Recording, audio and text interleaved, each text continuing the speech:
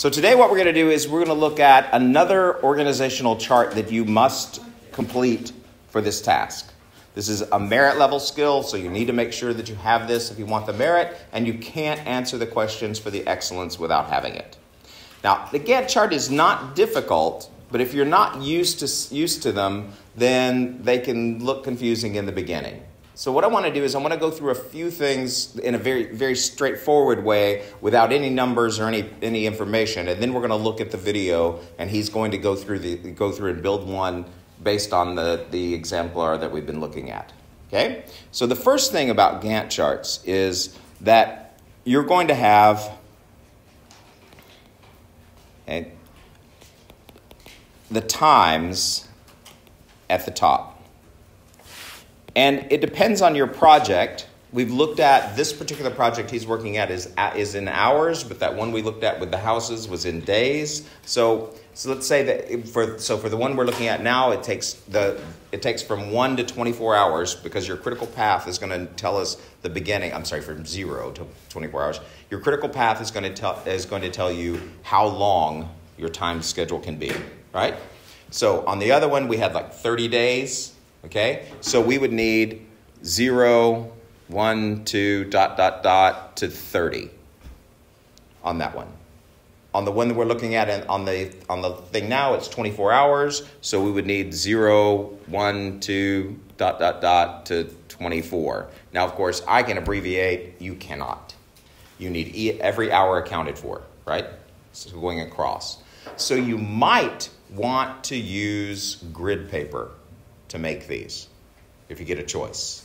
But that doesn't mean you're going to get a choice. If we do it if it's a test, it might not have grid paper for you. So just be aware that you need to stay organized. You need to make sure these are evenly spaced and list every number. So you get the numbers from the critical path. So again, do you see how that drives everything?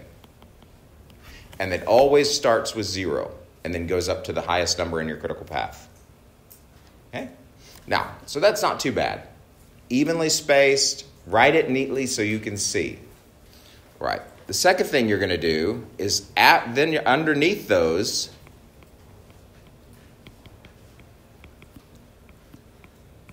put in boxes to represent the critical path. Just like yesterday when we saw that the forward and backward scan did not change any number in the critical path, the Gantt chart is going to contain the critical path right underneath the numbers. Because those are the things that must be preceded by something else, and it's the shortest possible pathway, right? So it drives everything else. So what you're going to do is you're going to have I'm just going to write a super simple one here. Say we have 0, 1, 2, 3, 4, and 5, whatever, right? Don't need units on these either. And let's say that our critical path was the first task took 2 hours. So task A took 2 hours, task B took 1 hour, and task C took, so what did that give me left? 2 hours. Okay? So here's what it looked like. You draw a box going to the 2, because 0 to 2 represents task A, and put its time in there, the time to complete. So do you see what you're doing? You're just blocking out time as if it's a calendar. Yeah? All right. Now, task B takes 1 hour, so it gets a box that's 1 unit long, right? And then task C takes up should really stop in the middle, halfway between them. And then task C takes 2 hours, so that takes up the rest of the time.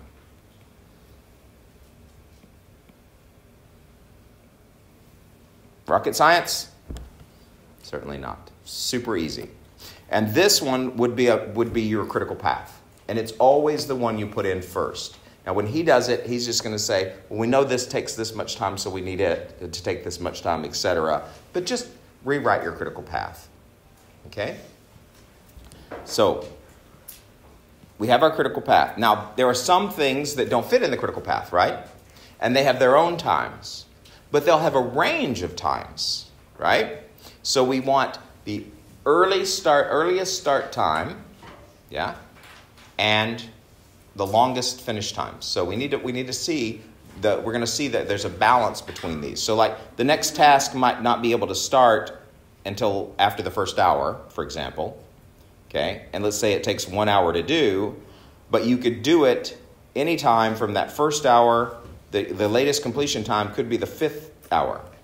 So you'll get looks like a little box and whisker kind of thing, sort of. You get a box and then draw an arrow saying this is the entire range for it. Okay?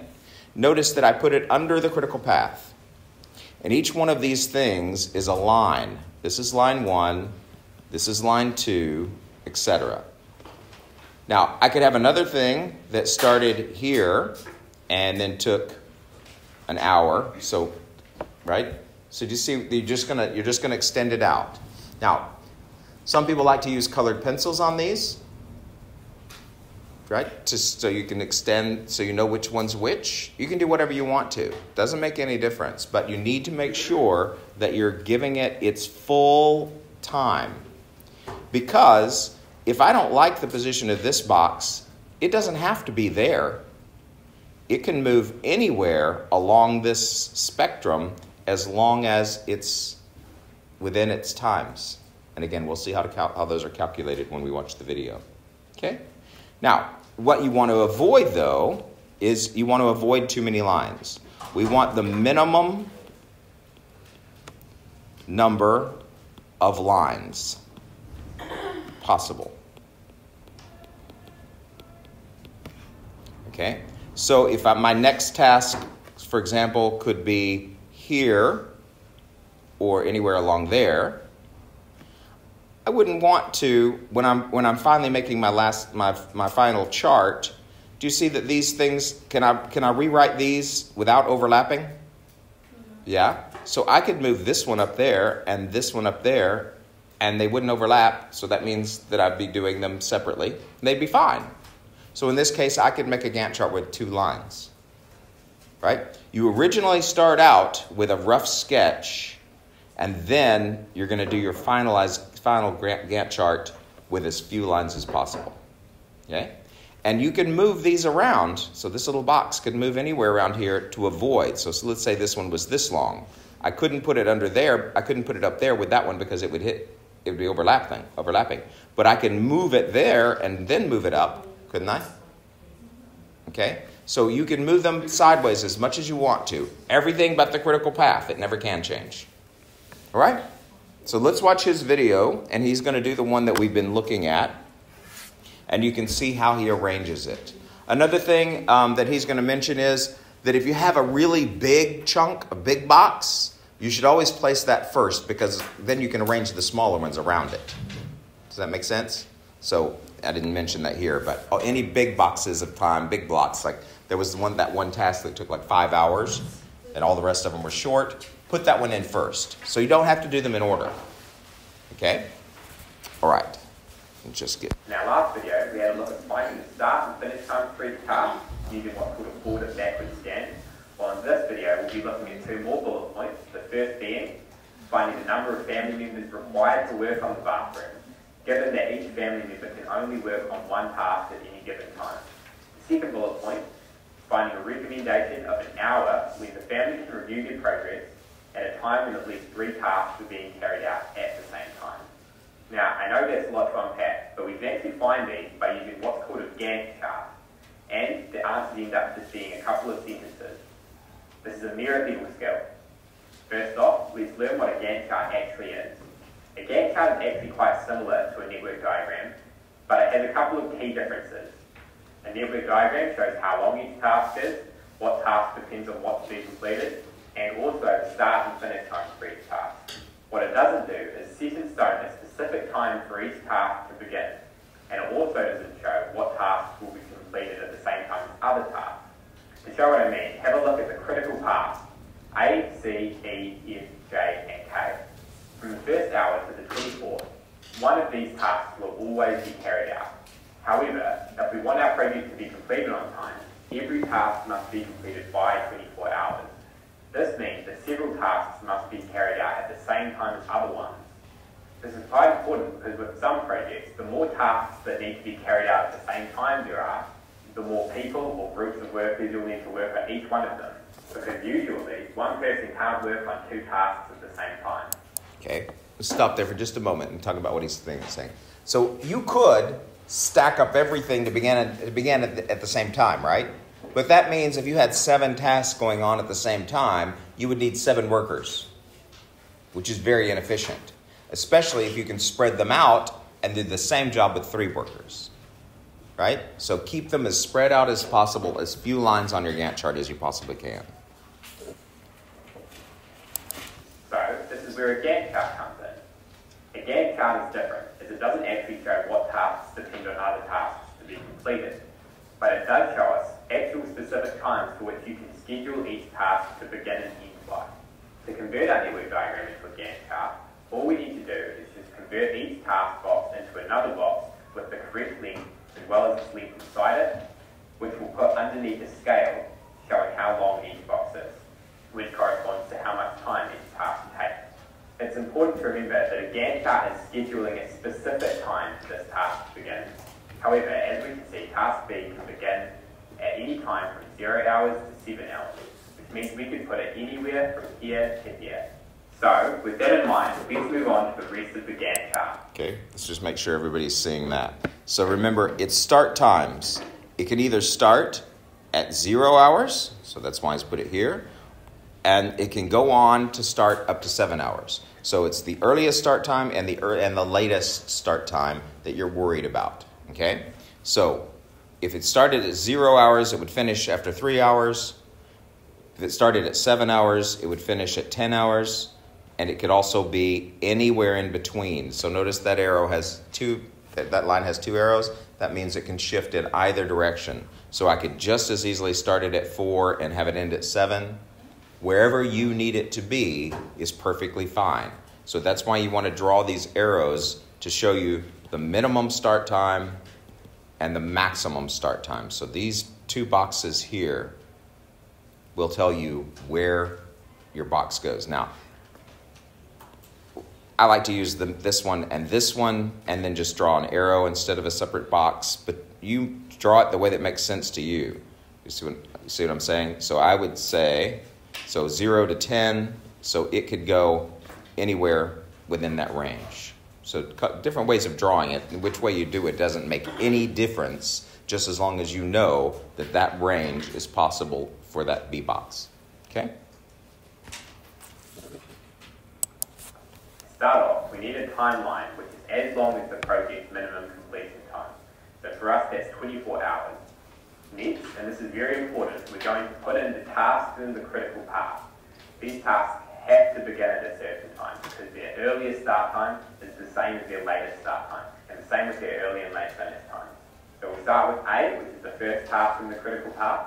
That has to start at the very start of the project at 0 hours. So we'll put a box which is 4 hours long with an A and a 4 in it. The next task in the critical path is C, which is 3 hours long and starts after 4 hours. Directly after task A, so we'll put a box in there with a C and a 3 in it, which is 3 hours long. Next we have task E, which is 2 hours long, begins after 7 hours, so we put a box which is 2 hours long with an E and a 2 in it. Moving through the rest of the critical path, we have task F with 5 hours long, so we put a box in here from 9 hours to 14 hours with an F and a 5 in it. Next we have task J with a duration of 7 hours and an early start time and late start time of 14. So we'll put a box here from 14 to 21 with a J and a 7 in it. And finally we have task K, which is 3 hours long, with start time of 21 hours and a finish time of 24. And then we have a K and a 3 in that box, and its length is 3 hours. We do the critical path first, because creating a Gantt chart is a bit like a puzzle, and the tasks in the critical path fit together very nicely, and that they go from the very start to the very end, and each one starts at where the last one ends. With that in mind, we move on to the tasks in the project which aren't in the critical path, starting with task B. Task B is 3 hours long, and it starts at the beginning of the project, at hour 0. So we'll just put the box here with the start at 0, its duration is 3 hours, which means it finishes at 3.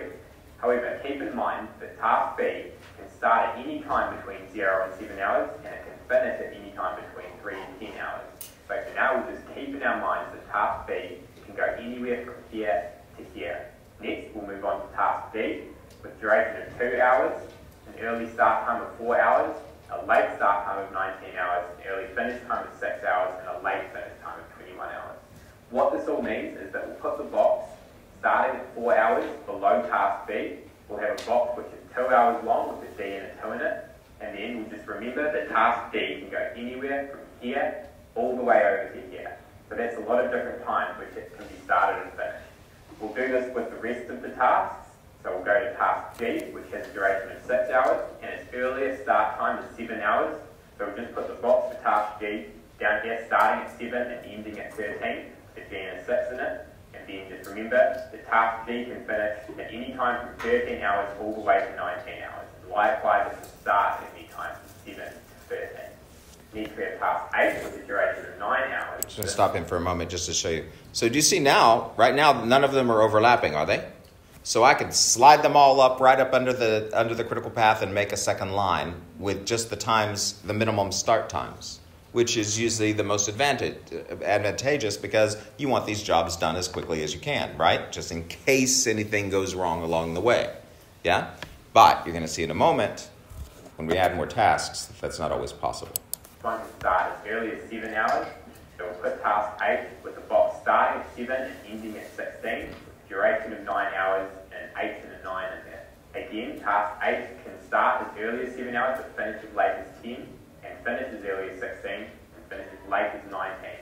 So we'll just put the edge of the 8 box just coming up to that 19 hours where it's latest finish time.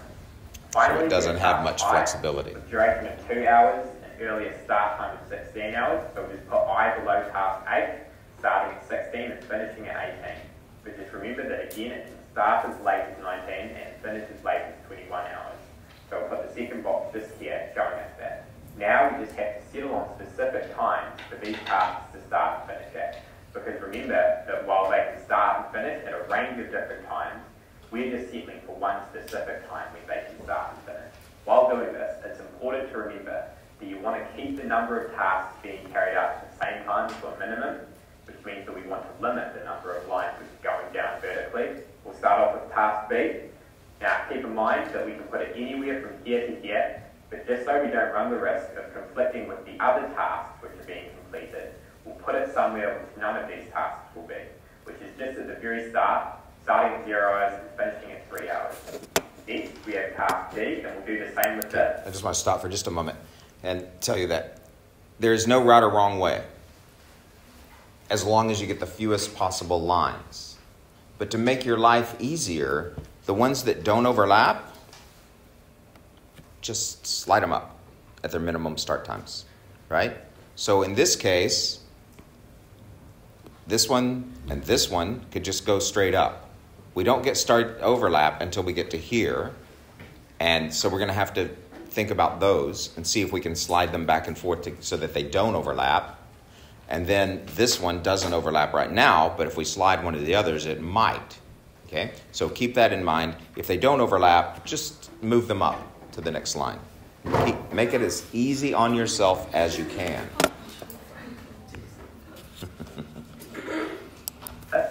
For example, if we put task D here, then it might make it difficult to schedule tasks G and H because they'll have to fit around task D.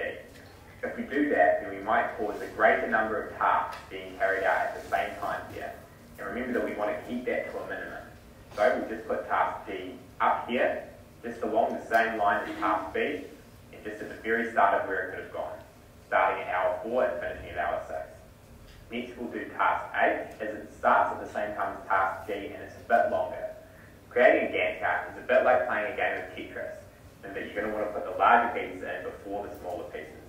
So for that reason, we'll do task H now, and again, we're just going to want to keep it simple. So we'll just put task H right up here, along the same line as tasks B and D, and just at the very start of where it could have gone. Next, we'll go with task. Why did he move that one instead of G first?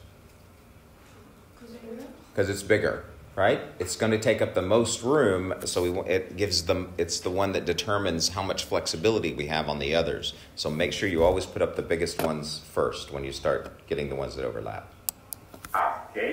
If you have a look, we can't actually put task task G alongside task A because there's no room for it, as task G must be finished by 19 hours. So we're just going to put it underneath task H this time, just at the very earliest time when it can start at 7 hours. And finally, we have task. Okay. So do you see he had no choice? You could have moved it further, but does that do you any good? Nope, because it still overlaps. So we just use the minimum we could, the earliest possible start time that we could. So just if you're forced to make a new line, then just use the earliest possible start time for it. Task I. Now, task I can start as early as 16 hours, and we're just going to put it right alongside task H there at its earliest time when it can start. Again, remember that we could have put it anywhere along here, but we're putting it at the start just because we have to schedule a time. Now, as there's a lot of different times for which these tasks can be started and finished by, this is not the only correct Gantt chart you can make. It's also equally correct to make a Gantt chart like this, as task I is still within its earliest start time and latest finish time. It's also perfectly correct to make a Gantt chart like this, where tasks H, I, and G have been moved along, because again, the tasks are still within their range of early and late start and finish times. We could even put task B from the very start at the end, right here, as task B's latest finish time is 21 hours, so we're still within the range. While task B has been moved from this line of tasks to this line, it's perfectly okay, because the number of different tasks being completed at the same time have not changed. However, if we put task B here, that would be an incorrect Gantt chart, because that's a greater number of tasks being completed at the same time than is actually necessary. We only need 3 of these rows, we have 4. So this is an incorrect Gantt chart.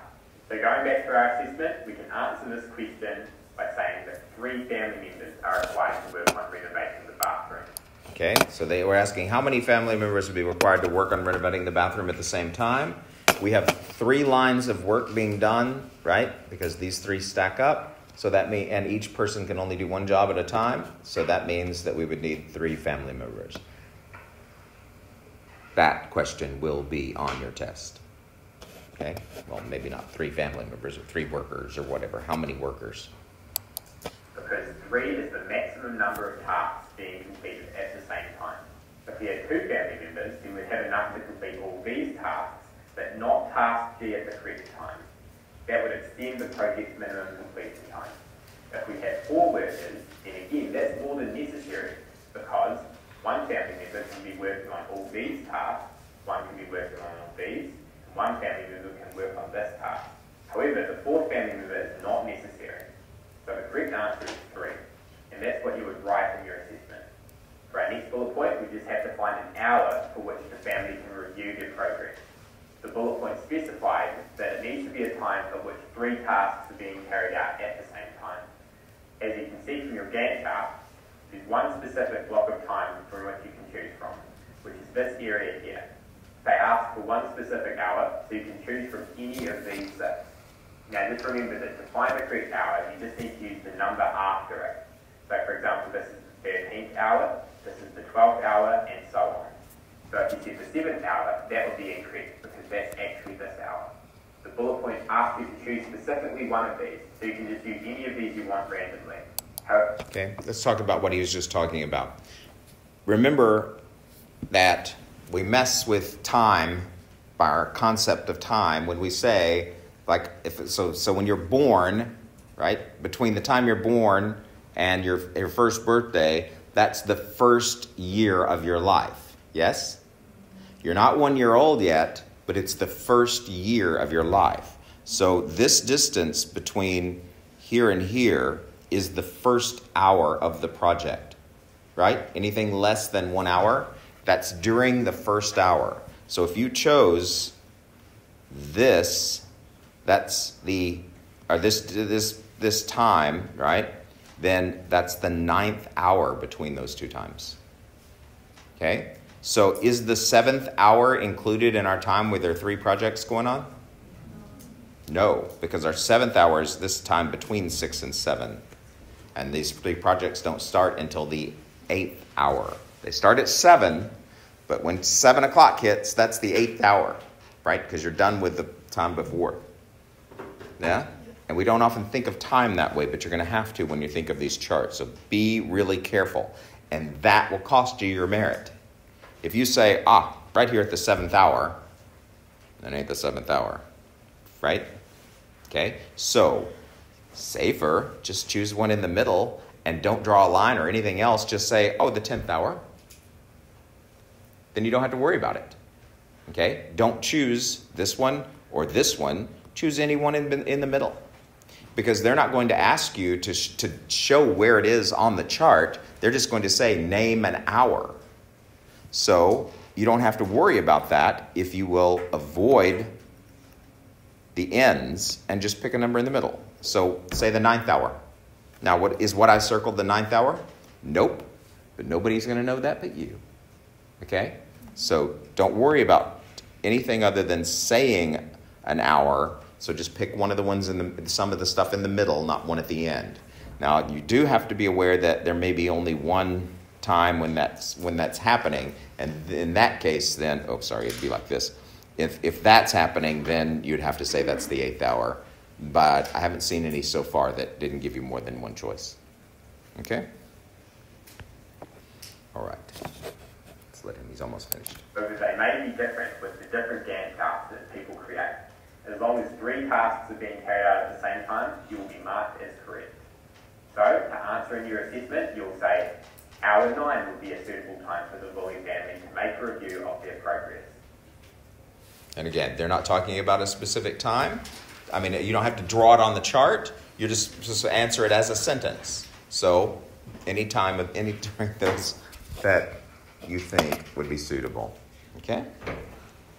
All right. So what we're going to do is we're going to go to the one we're working on the OneNote. We're going to make sure that everybody can draw a Gantt chart. Remember, in actuality, you draw 2. The first one just gives all the ranges of every time, and then you'll redraw it with everything placed so that you get as little overlap and as few lines as you possibly can.